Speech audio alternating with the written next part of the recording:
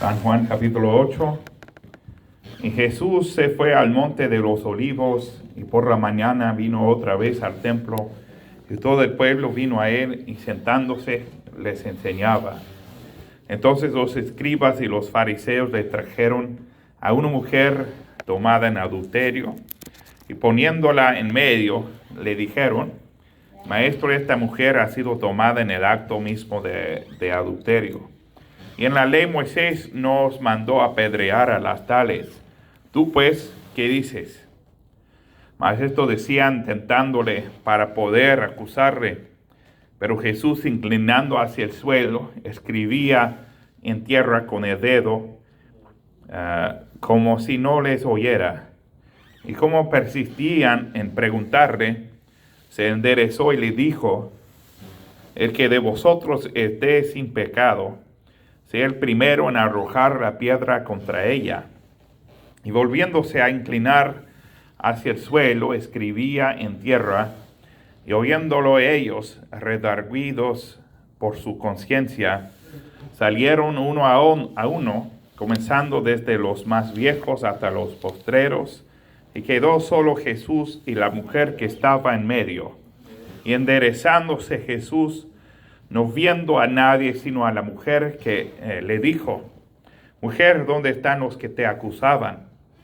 ¿Y ninguno te condenó? Y ella dijo: Ninguno, Señor. Entonces Jesús le dijo: Nigo te condeno, vete y no peques más. Y otra vez Jesús les habló diciendo: Yo soy la luz del mundo. El que me sigue no andará en tinieblas, mas tendrá la luz de la vida. Aleluya. Pueden sentarse, hermanos.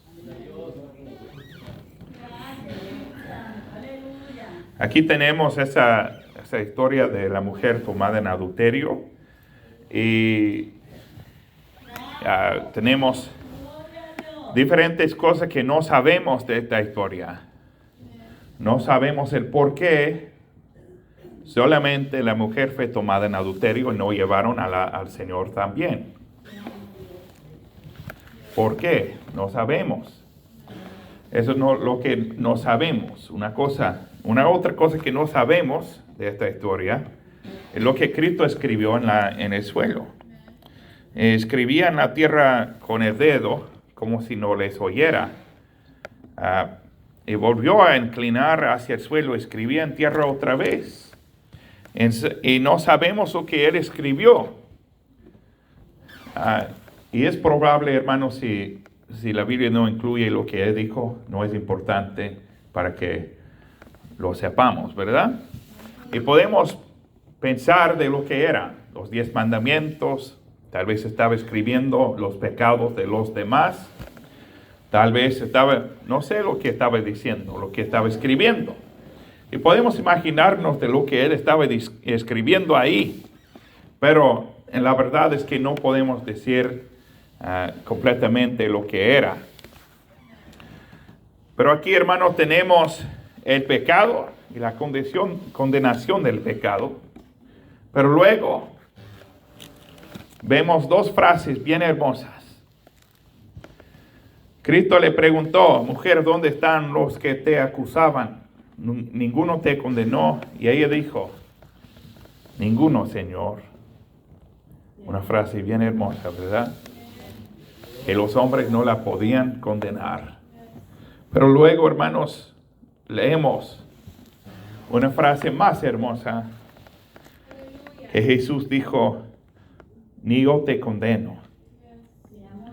Es importante cuando los hombres no nos pueden condenar, pero es más importante cuando Dios no nos puede condenar tampoco, o no nos va a condenar, debo decir. Y dice: Ni yo te condeno, vete y no peques más.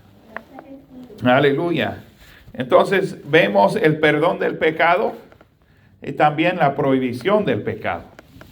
Que él dijo: No, ni yo te condeno, vete y no peques más. Amén. Aleluya.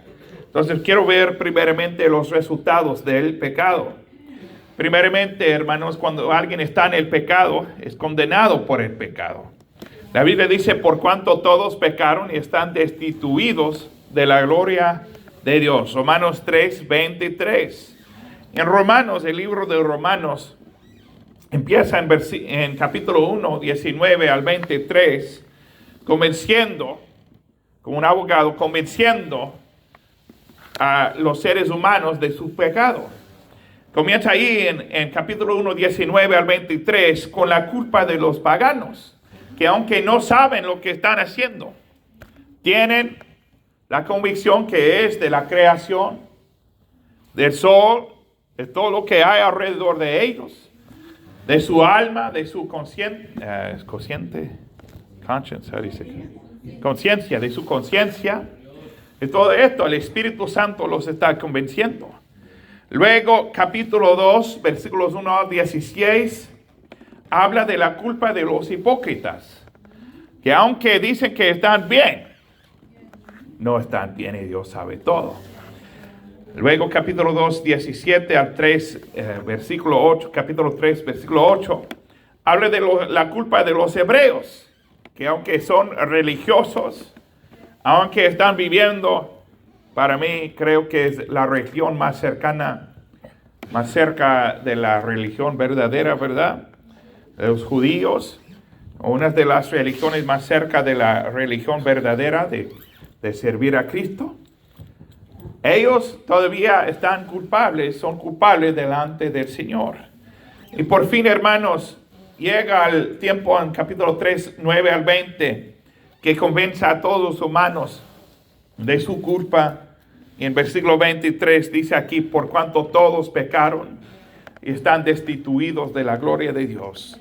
Entonces, hermanos, no importa si somos religiosos, si andamos y vamos a la misa cada día, si estamos rezando cada día, si estamos orando cada día, si estamos dando limosnas cada día a la gente pobre, si estamos ayudando a los pobres y a las viudas y a los huérfanos cada día, y estamos estudiando la Biblia cada día, si estamos haciendo todo eso, somos culpables si no nos hemos arrepentido. Si no nos hemos creído en Cristo Jesús y dejado que Él nos hiciera nuevas criaturas. Si no nos hemos nacido de nuevo. ¿Qué significa esto, hermanos? Hermanos, podemos cambiar lo que hay por fuera, la carne. Podemos cambiar y vestirnos mejor. Podemos limpiarnos, bañarnos. Podemos hacer todo esto. Pero por dentro lo que sí importa. Y si tú no has dado tu corazón al Señor y has dejado que Él te cambie por dentro, tú no irás al cielo. Amén. Yo quiero tener mejores amigos. Yo voy a ir a la iglesia. Yo no quiero emborracharme. Yo quiero ir a la iglesia para que no me emborrache. Hermanos, no puedes solamente tener mejores amigos y luego ir al cielo. Tienen que tener a Cristo Jesús en su corazón. Vemos que hay esclavitud al pecado. Hay la condenación del pecado, que somos culpables delante de Dios, pero hay la esclavitud al pecado. En San Juan capítulo 8 leemos aquí de la mujer tomada en adulterio. Pero en versículo 34 dice, de cierto os digo, Cristo dijo, que todo aquel que hace pecado, ¿cuántos saben el resto? Esclavo es del pecado. Todo aquel que hace pecado, esclavo es del pecado. No dice, todo aquel que hace pecado, amigo es del pecado. No, hermanos. Esclavo es del pecado. Leemos en Romanos capítulo 7 lo que yo creo es la vida de alguien que no tiene a Cristo en su corazón, no ha venido a Cristo. Dice Romanos 7, 14. Y la mayoría del capítulo se trata de esto, pero voy a leer versículo 14 al final. Dice, sabemos que la ley es espiritual, pero yo soy carnal, vendido bajo pecado. Pues lo que hago no lo entiendo, pues no hago lo que quiero. No hago lo que quiero, sino lo que aborrezco, eso hago. Y si lo que no quiero, eso hago. Apruebo que la ley es buena. De manera que ya no soy yo quien lo hace, sino el pecado que mora en mí. Está obedeciendo al pecado. No puede rebelarse en contra del pecado, porque el pecado es el dueño, es el soberano sobre el pecador. Y yo sé que en mí, esto es en mi carne, no mora el bien, pues el querer está en mí, pero el hacer el bien no. Porque no hago el bien que quiero, sino el mal que no quiero, este hago. Y si hago lo que no quiero, ya no soy yo quien lo hace, sino el pecado que mora en mí. Hay pues esta ley, que cuando quiero hacer el bien, el mal está en mí, porque según el hombre interior me deleito en la ley de Dios, mas veo otra ley en mis miembros que se rebela contra la ley de mi mente y me lleva cautivo a la ley del pecado que está en mis miembros. Miserable hombre de mí, ¿quién me librará de este cuerpo de muerte? Gracias doy por Jesucristo nuestro Señor. Así que yo mismo con la mente sirvo a la ley de Dios, más con la carne a la ley del pecado. En capítulo 8, versículo 1, ustedes saben que dice: ahora pues ninguna condenación hay para los que están en Cristo Jesús. Amén. Esclavos al pecado, que tienen que obedecer, aunque aborrecen lo que están haciendo. Hay algunos que no quieren tomar de las drogas, pero tienen que obedecer lo que hay por dentro de ellos. Hay algunos que no quieren adulterar, pero tienen que obedecer sus propios deseos y pasiones. Hay algunos que no quieren ser ladrones, quieren cambiarse, pero tienen que obedecer lo que hay por dentro de ellos. Hay algunos que no quieren vivir sus vidas pecaminosas, pero no pueden hacerlo porque hay algo que los está controlando. Amén. Adicciones, pecados.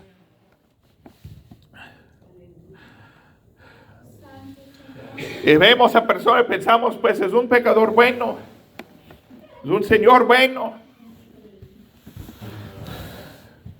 no hace nada, nadie más. Pero hermanos, son esclavos al pecado. La verdad es que si alguien es rico, si alguien es pobre, son esclavos al pecado, ¿verdad? Hemos visto a personas que porque eran ricos, porque tenían algo, tenían una casa buena, una casa bonita y tenían carros y todo eso. Personas no pensaban de ellos como si fueran pecadores, como si estuvieran en el camino para ir rumbo al lago de fuego. Pero hermanos, ricos y pobres son iguales, esclavos al pecado. Tienen sus adicciones, tienen las cosas que ellos hacen. Y tienen que venir a los pies de Cristo y arrepentirse y ser liberados. Aleluya. Hay la condenación del pecado, hay la esclavitud al pecado, pero hay también la paga del pecado. Romanos 6:23, porque la paga del pecado es la muerte. Mas el don de Dios es vida eterna en Cristo Jesús, Señor nuestro. Amén. Aleluya. Aleluya. Hermanos, si no hemos servido al Señor, si no nos hemos arrepentido, estamos sirviendo al Señor, Él nos va a dar la paga del pecado, la muerte, una muerte eterna. Hay una diferencia entre la muerte y la vida. No somos como los animales que andan aquí. Somos diferentes. Tenemos un ser eterno. Y si morimos, o si vivimos, vamos a existir para siempre. Y la verdad es que no estamos hablando de la existencia, porque todos nosotros tenemos seres eternos. Pero estamos hablando de la calidad de nuestra existencia. Si vamos a existir para siempre en el cielo con Cristo, o vamos a existir para siempre en el infierno, en la tortura. Esa es la diferencia entre la paga del pecado y el don de Dios. Amén. Todos de nosotros vamos a existir para siempre. Pero es nuestra decisión que debemos tomar. ¿Dónde vamos a existir? ¿Dónde vamos a morar? ¿Dónde vamos a tener esa existencia eterna? ¿En el cielo o al infierno? Ellos llevaron a ella ahí a Cristo. Y dijo luego Cristo, preguntándola si alguien la condenaba. Y ahí dijo, ninguno, Señor, el perdón de los hombres. Pero luego él dijo esa frase tan hermosa, ni yo te condeno, el perdón divino, el perdón de Dios. Miren, hermanos, que él estaba en control completamente.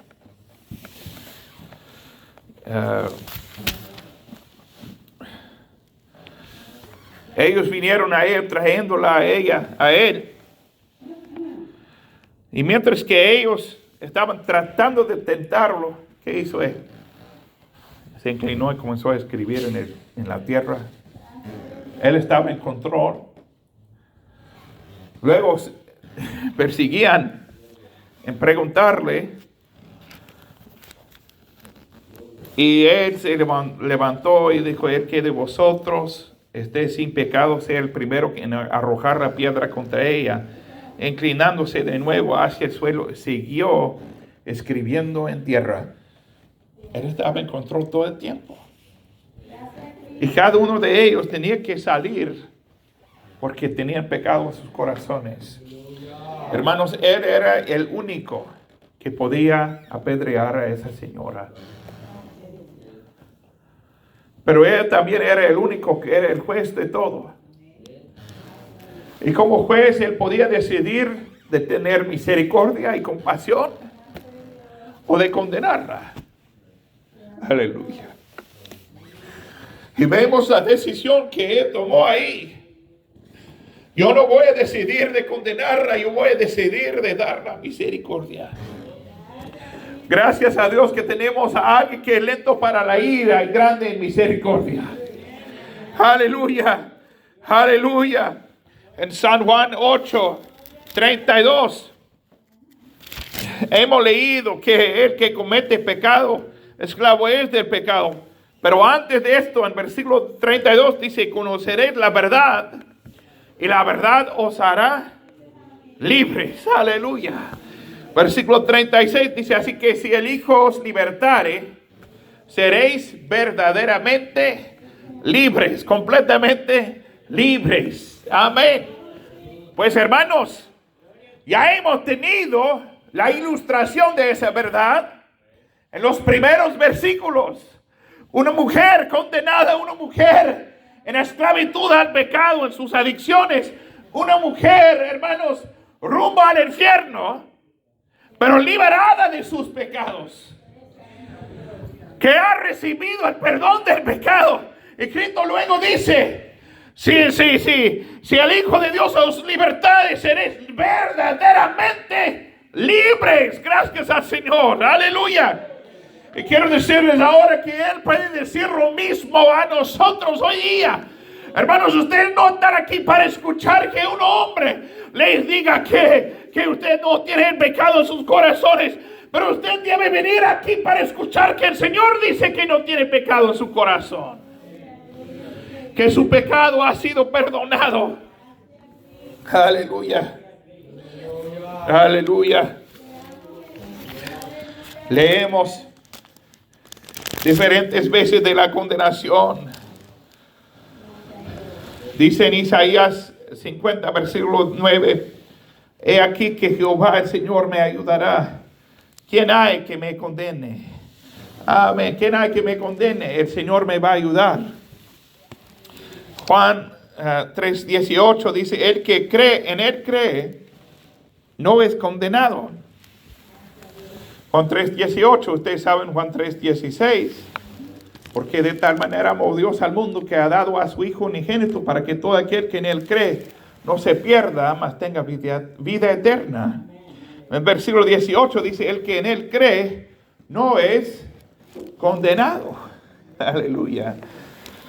Luego Juan 5:24 dice, de cierto os digo, el que oye mi palabra y cree al que me envió, tiene vida eterna y no vendrá a condenación, mas ha pasado de muerte a vida.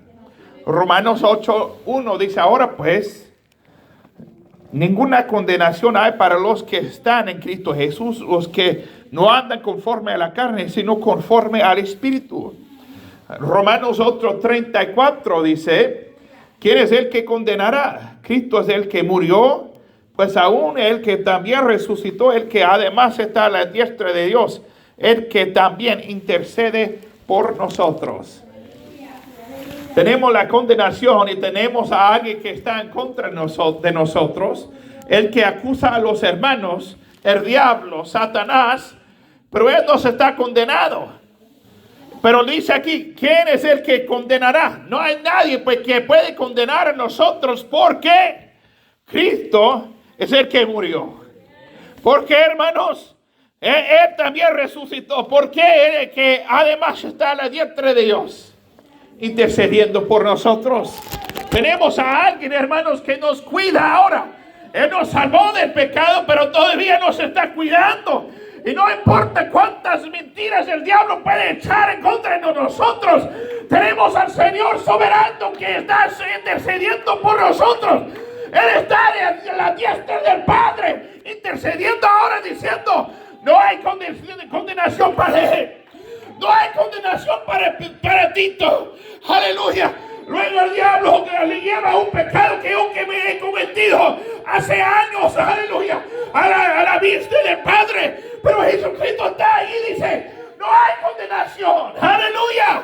No hay condenación. Aleluya. No sé de ustedes, hermano, pero a veces yo pienso, Yo tengo una memoria muy buena para recordar cada error que he cometido, yo creo. Cada cosa que he dicho, cada cosa que he hecho. Y el diablo siempre me recuerda de diferentes cosas. Y yo sé lo que el diablo está haciendo ahí. Pero yo quiero decirles que hay una otra cosa que está pasando ahora. Cristo está intercediendo por nosotros.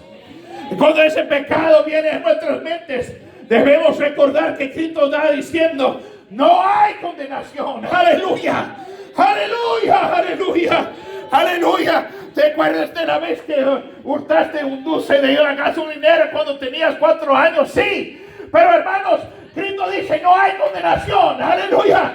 ¿Te acuerdas de lo que dijiste? De la mentira que dijiste. Sí, pero no hay condenación ya. Aleluya. Cristo nos ha liberado de esos pecados. Cristo nos ha dado la libertad. Cristo nos ha dado lo que necesitamos. Cristo ha tenido misericordia. Y Él está diciendo, oye, ni yo te condeno. Aleluya. Aleluya. Aleluya. Aleluya. Después de ser salvo, el pecado es prohibido. Dice, no peques más. No te doy la licencia de pecar más. No peques más. Después de esto, después de ser salvo, después de ser liberado, te voy a dar el poder de ser salvo, de ser hijo de Dios y el poder para seguir sin pecado. Amén. Aleluya. Aleluya. No condenación. He escuchado la historia que durante de la Segunda Guerra Mundial estaban ahí en los Filipinas, los japoneses.